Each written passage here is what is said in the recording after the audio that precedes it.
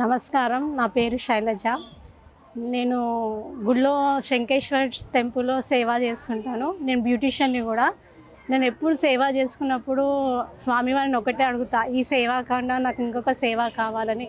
నేను ఎప్పుడు ఈ వారం రోజుల నుంచి నేను ఎందుకో మరి తెలీదు గానీ, నేను ఎప్పుడు అడుగుతున్నా కొద్దీ ఆ స్వామి నన్ను కరుణించి నాకు నా ఫ్రెండ్ త్రూలా మళ్ళీ ఆంటీ త్రూలా నాకు ఈ ప్రోగ్రామ్ వచ్చింది. శంకర్ అన్నని కలిసినాను.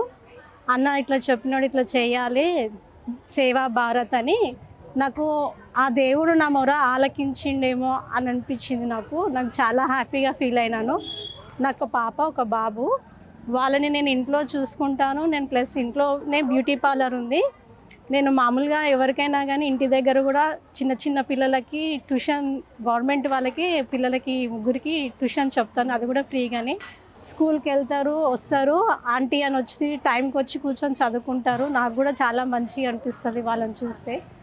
కానీ ఇక్కడికి వచ్చినాక నాకు ఈ పిల్లలను చూసినందుకు నాకు చాలా హ్యాపీగా ఉంది. దేవుడు ఏదో ఒక దారి చూపించాలని నాకు ఈ దారి చూపించినాడు. నేను చాలా హ్యాపీగా ఫీల్ అవుతున్నాను.